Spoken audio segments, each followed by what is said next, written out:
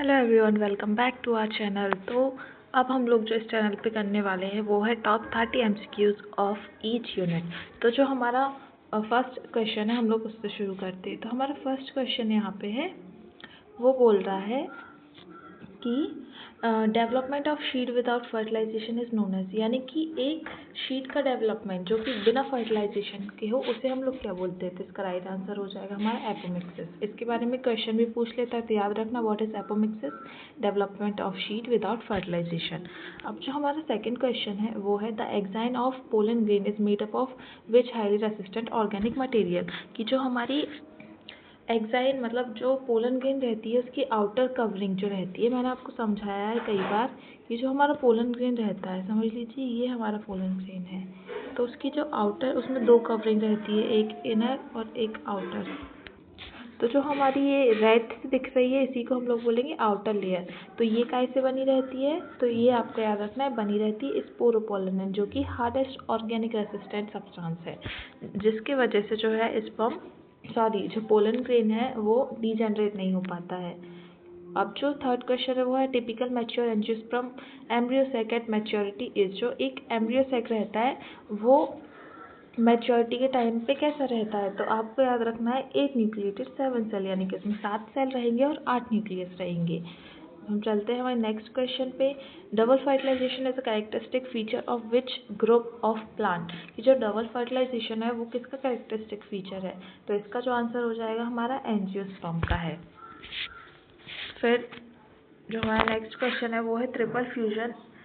In triple fusion the second male gamete fuse with the secondary nucleus and form, मतलब जो triple fusion होता है वहाँ पे जो सेकेंड मेल गैमीट रहता है, तो इसमें बता रहा है, इसमें पूछ रहा है कि जो हमने देखा है ट्रिपल फ्यूजन में जो हमारा सेकेंड पोलन ग्रेन रहता है वो पोलर न्यूक्लियाई से क्या करता है, फ्यूज करके ट्रिपल फर्टिलाइजेशन कर लेता है। उसमें क्या बनता है, तो उसमें बेसिकली बनता है हमारा प्राइमरी एंडोस्पर्म न्यूक्लियस।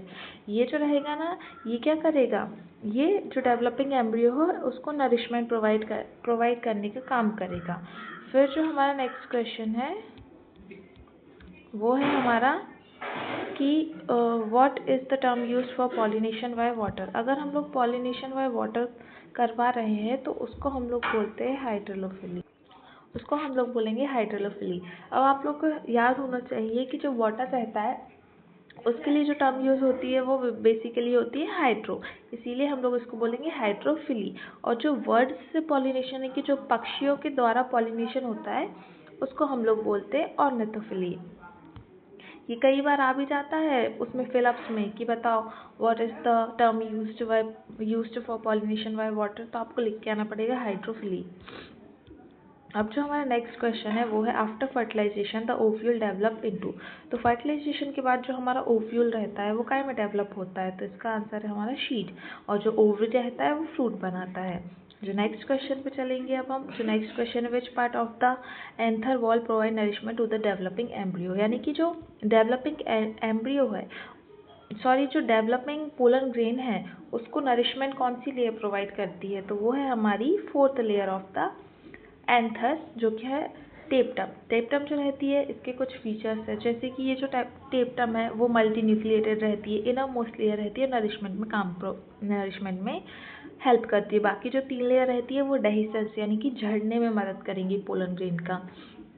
अब जो लास्ट क्वेश्चन है हमारा इस चैप्टर का वो है the presence of male and female flower on different plant, जिसको हम डायोशियस कंडीशन बोलेंगे, वो किस चीज़ को प्रिवेंट करता है, मीन्स उससे क्या जो पॉलिनेशन होता है किस टाइप का वो नहीं हो पाता है। तो इसका जो आंसर है हमारा बोथ, क्या है इसका आंसर, बोथ ऑटोगैमी एंड गिएटोनोगैमी। अब ऑटोगैमी क्या रहती है, जब एक ही प्लांट में मेल और फीमेल पार्ट प्रेजेंट हो और वो फ्यूज हो जाए, इसको हम लोग बोल देंगे ऑटोगैमी।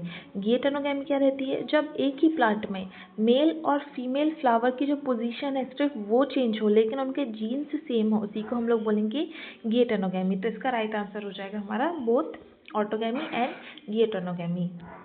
अब हम चलते हैं हमारे रिप्रोडक्टिव हेल्थ पे। जब हम लोग रिप्रोडक्टिव हेल्थ की बात करते, रिप्रोडक्टिव हेल्थ नहीं, जो है हमारा ह्यूमन रिप्रोडक्शन। अब जो फर्स्ट क्वेश्चन बनता है यहाँ पे, the hormone responsible for ovulation in human female is, जो ह्यूमन फीमेल्स रहती है उसमें ओव्यूलेशन कौन सा हार्मोन करवाता है? तो इसका राइट आंसर हो जाएगा हमारा LH। LH जो रहता है ल्यूटिनाइजिंग हार्मोन रहता है।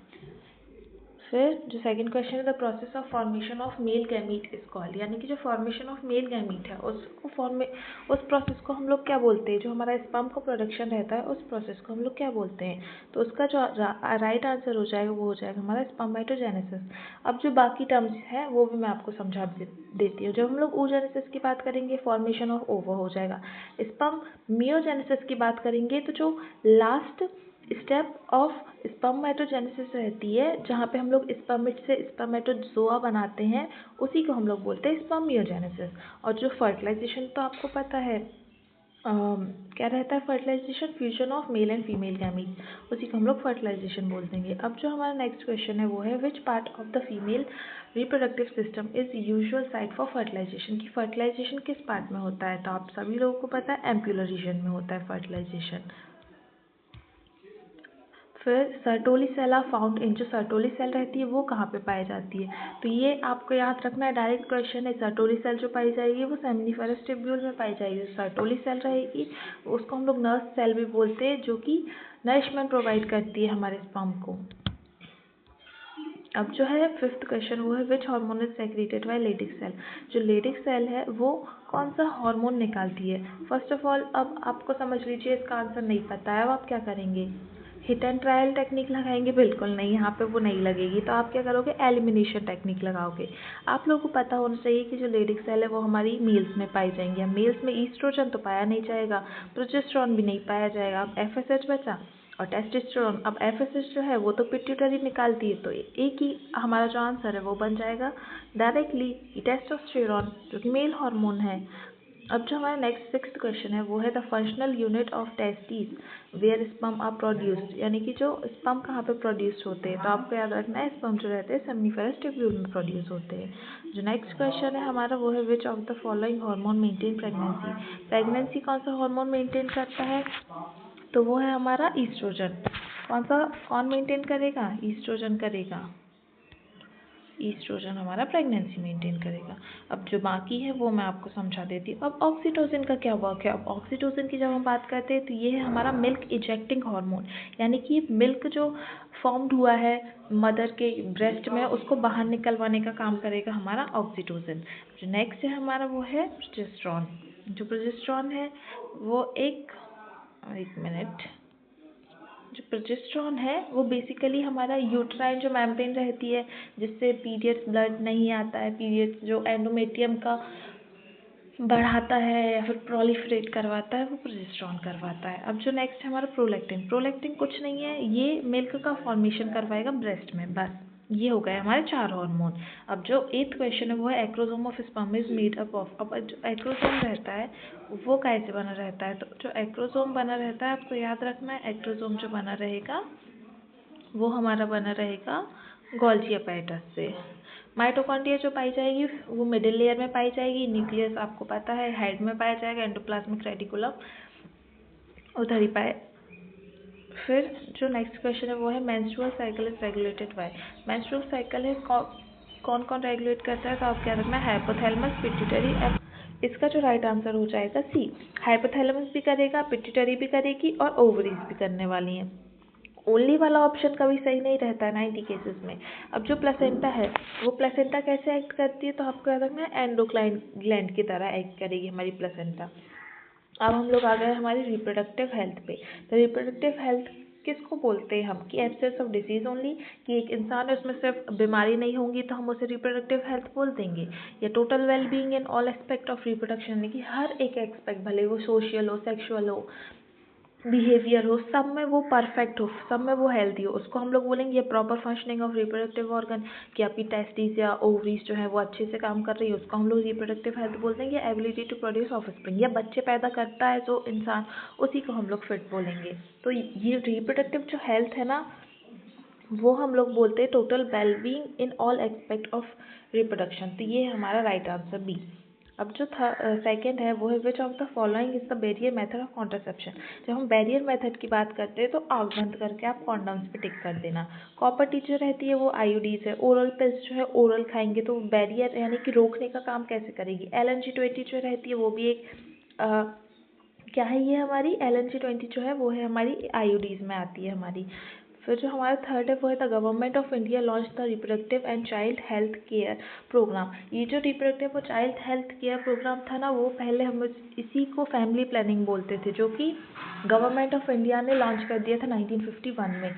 लेकिन जो अब आपसे पूछा है वो RCH के बारे में पूछा है, तो ये जो लॉन्च हुआ है वो हुआ है हमारा 1997 में।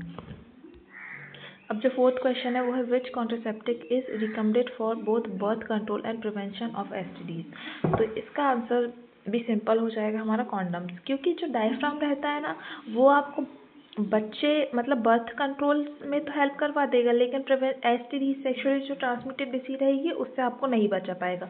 ओरल पिल्स भी यही करेंगी, क्योंकि इसमें ओरल पिल्स आपने खाई, बर्थ कंट्रोल तो हो गया, लेकिन जो मेल और फीमेल का फ्लूइड था वो तो एक्सचेंज हो गया ना, तो इससे भी STDs हो जाती है। कॉपर टी से भी STDs हो जाती है, तो इसका राइट आंसर हो जाएगा हमारा कॉन्डम्स। फिफ्थ जो है वो medical termination of pregnancy safe up to. जो मेडिकल टर्मिनेशन ऑफ प्रेगनेंसी यानी कि जो लोग अबॉर्शन करवाते हैं वो कब तक के लिए सेफ रहता है, तो उसका आंसर है हमारा 12 वीक्स तक, 12 हफ्ते तक आप लोग करवा सकते हो, क्योंकि जब तक बच्चा पूरा डेवलप नहीं हुआ रहता है तो मदर और बेबी मतलब जो बच्चा रहता है दोनों को, अब बच्चे को तो होगा ही होगा हार्म, लेकिन जो मदर रहता है उसमें अगर आप इस पीरियड के बीच MTP करवा रहे हो तो मदर सेफ रहती है। फिर विच of the following is sexually transmitted disease. तो मलेरिया तो भाई मच्छर के काटने से होता है, ये तो एक एक्सटीज नहीं होगा। ट्यूबरक्लोसिस जो रहता है ये भी एक बैक्टीरिया से होता है, तो ये भी नहीं होगा। अब एड्स हुआ है हमारा, हाँ एड्स हो सकता है, सभी को पता है एड्स के बारे में, तो इसका राइट आंसर हो जाएगा एड्स। अब टाइफाइड जो रहता है वो सैल्मोनेला टाइफी बैक्टीरिया से होता है, तो अब ये भी आंसर नहीं होगा। तो डायरेक्ट अगर आपको नहीं आ रहा है आंसर तो एलिमिनेशन टेक्निक लगाओ। 4 ऑप्शन है, 4 में से 3 को एलिमिनेट करो, जो फोर्थ बचेगा वही आपका आंसर हो जाएगा। जो नेक्स्ट क्वेश्चन है हमारा वो है which hormone based contraceptive is taken orally by female. यानी कि अब जो गोली के फॉर्म में लेती हैं फीमेल कॉन्ट्रासेप्टिव पिल्स उसको हम लोग क्या बोलेंगे, आईओडीज बोलेंगे? नहीं, बिल्कुल नहीं आईओडीज, बिल्कुल नहीं। इम्प्लांट्स बोलेंगे? इम्प्लांट्स तो आपके स्किन में लगता है ना, माचिस की तीली जैसे लगाते हैं 6 इम्प्लांट्स स्किन में, हाथ पे लगा दिया या कहीं पे भी। कॉन्डम्स बोलेंगे? कॉन्डम्स मुंह से मतलब ओरली थोड़ी ना लेंगे भाई। अब जो हमारा जो लास्ट ऑप्शन बचता है एलिमिनेशन से वो है हमारा ओरल पिल्स, तो इसका जो आंसर हो जाएगा सिंपल ओरल पिल्स हो जाएगा। ओरल पिल्स जो रहेगा इसमें प्रोजेस्टेरॉन ईस्ट्रोजन से मिलके बनी रहती है, इसीलिए ये हमारी हाँ कॉन्ट्रासेप्टिव पिल्स में आ जाती है। अब जो नेक्स्ट क्वेश्चन है वो है हमारा amino synthesis should not be misused because it can lead to. जो एमिनो सिंथेसिस रहती है मैंने आपको बताया है, एमिनो सिंथेसिस जो रहेगा वो मैंने आपको top 10 questions of reproductive health में भी करवाया था। जो एमिनो सिंथेसिस रहती है ना वो basically sex determination of child के लिए यूज़ किया जाने लगा था, जिससे कि बहुत ज़्यादा फीमेल फीटिसाइड बढ़ने लगा था, यानी कि गर्भ में ही जो अगर गर्ल चाइल्ड रहती थी तो उसको मरवा दिया जाता था, उसको अबॉर्ट करवा दिया जाता था। इसीलिए इंडिया में जो है उसको बैन कर रखा है एमिनो सिंथेसिस को। जो नेक्स्ट क्वेश्चन है वो है which of the following is a permanent method of contraception in male. तो जो मेल में रहता है कॉन्ट्रासेप्शन का वो परमानेंट मेथड कौन सा रहता है? ट्यूबेक्टोमी, बेसेक्टोमी, कॉपर टी और कॉन्डम्स। तो कॉन्डम्स तो 1 टाइम यूज़ रहते हैं, ये होगा नहीं हमारा आंसर। कॉपर टी फीमेल्स में लगती है, ये होगा नहीं हमारा आंसर। वासेक्टोमी या ट्यूबेक्टोमी, अब याद रखना है, इसमें मैं भी कंफ्यूज होती थी तो मैंने ऐसे याद रखा है, जो ट्यूबेक्टोमी रहती है वो बेसिकली फेलोपियन ट्यूब फीमेल्स में होती हैं, तो ट्यूबेक्टोमी भी नहीं। अब वास्ट डिफरेंस मेल में होती है, तो इसका आंसर हो जाएगा हमारा वैसेक्टोमी। तो ये हो गए हमारे टोटल 30 क्वेश्चन, 30 तो नहीं 29, क्योंकि मैंने एक क्वेश्चन नहीं करवाया है। एक और क्वेश्चन यहाँ पे था हमारा कि STDs मेनली स्प्रेड थ्रू, जो सेक्सुअली ट्रांसमिटेड डिसीज रहती है वो कब किस फॉर्म से फैलती हैं। ऑप्शन एलिमिनेशन लगाएंगे हम लोग भी, कम थोड़ी है। तो फर्स्ट जो है वो टचिंग, भैया मैंने एक दूसरे को छू लिया तो क्या STD हो जाएगा मुझे? बिल्कुल नहीं, ये तो बहुत ही बेकार ऑप्शन था। कोई भी बच्चा इसको, अब शेयरिंग फूड कि मेरा टिफ़िन है, मेरी फ्रेंड खा रही है तो उसको हो जाएगी, बिल्कुल नहीं। मॉस्किटो बाइट, मच्छर के काटने से एसटीडी हो जाएगा, तो मलेरिया कैसे होगा, तो ये भी नहीं होगा। तो इसका जो राइट आंसर है वो है हमारा सेक्सुअल कॉन्टैक्ट। तो ये हो गए हमारी टोटल 10 क्वेश्चन, जो कि टॉप 10 क्वेश्चन थे, सॉरी टॉप 30 क्वेश्चन थे हमारी फर्स्ट यूनिट के। आई होप आपको समझ में आया होगा। समझ में आया होगा चैनल को लाइक शेयर सब्सक्राइब ज़रूर करना। और अब मैं जो नेक्स्ट लाने वाली हूँ वो हमारी सेकंड यूनिट के टॉप 30 क्वेश्चन लाने वाली हूँ। इन्हें अच्छे से रट्टा मार के घोल के पी जाना। Thank you for watching.